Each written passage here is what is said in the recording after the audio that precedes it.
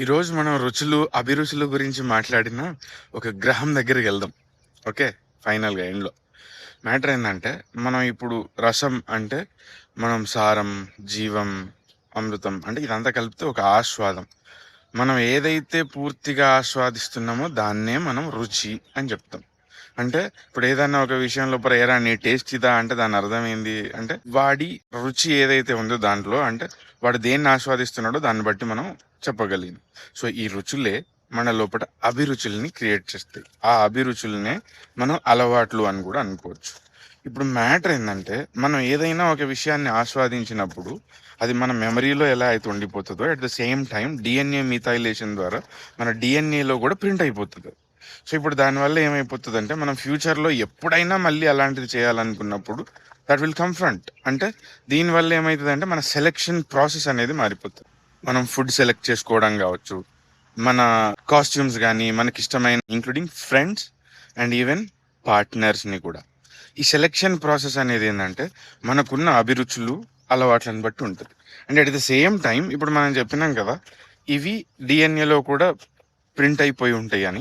So ఇప్పుడు DNA అనేది కొంత జెనెటికల్గా కూడా మనకు కొంత ఉంటుంది. అంటే మన సెలెక్షన్ ప్రాసెస్ అనేది కొంత జెనెటికల్గా ఉంటుంది, కొంత మనకున్న అభిరుచులు అలవాట్ల వల్ల వచ్చినవి కూడా ఉంటాయి. కొన్ని అలవాట్లు మనం మెల్లిగా అలవాటు చేసుకోగలుగుతాం, కొన్ని బై డిఫాల్ట్ వస్తాయి, వాటిని మనం మార్చలేం. ఎస్పెషల్లీ చూసింగ్ యువర్ ఫ్రెండ్స్ అనేది నీకున్న అలవాట్ల వల్ల ఏం రాదు. అది ఇప్పుడు రాదు అంటే ఇప్పుడు నీ చుట్టూ తాగుబోతులు ఉన్న కొంతమంది కూల్ డ్రింక్ బ్యాచ్ ఉంటారు.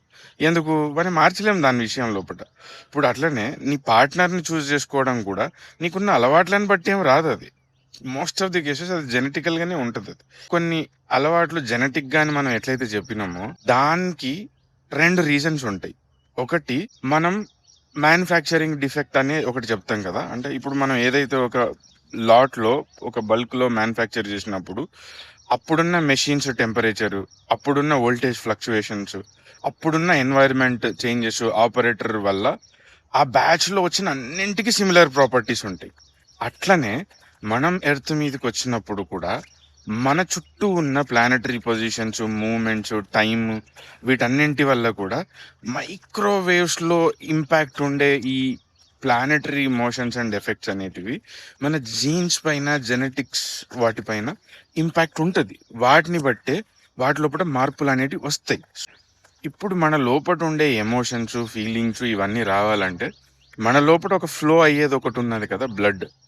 ఈ బ్లడ్కి సంబంధించింది ఏదైతే ఉంటుందో అదే మోస్ట్ ఆఫ్ ది కేసెస్ మన అలవాట్లను కానీ వీటిని కానీ చూపించే కారకం అవుతుంది. అంటే ఐరన్ లోపం ఉండడం వల్ల జనాలకి ఏంటంటే కొంచెం ఇంత తిండి ఆలోచనలు, కోరికలు అనేవి పుడతా ఉంటాయని సైన్స్ చెప్తుంది. అంటే సున్నం తినడం, మట్టి తినడం ఇట్లాంటివన్నీ కూడా ఐరన్ లోపం వల్ల వస్తాయని చెప్తారు.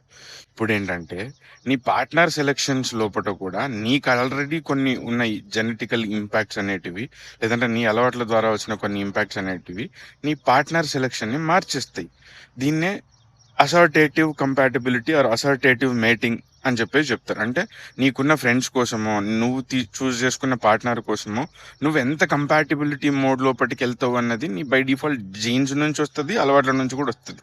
కానీ ఎస్పెషల్లీ కొన్ని జీన్స్ నుంచి వచ్చిన వాటిని మార్చడం కష్టం. సో ఇప్పుడు ఈ బ్లడ్ లో ఉన్న ఐరన్ ని ఇంపాక్ట్ చేసే గ్రహం ఒకటి ఉన్నదని మన శాస్త్రం చెప్పింది భయ్య. సో దానికి రక్తవర్ణి అని చెప్తారు. అంటే రెడ్ ఇన్ కలర్ ఉంది అని చెప్పేసి అది ఐరన్ రిచ్.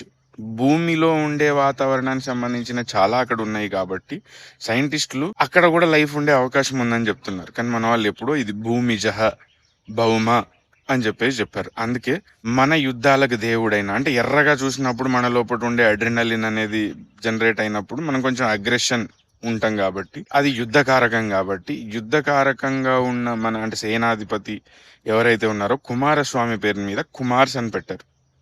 అది గ్రీకు యుద్ధ దేవుడా మేబీ అయి ఉండొచ్చు, సరే ఏదో మార్స్ అని పెట్టారు. సో వీటికున్న రిలేషన్ ఏందన్నది మనం నెక్స్ట్ దాంట్లో చూద్దాం.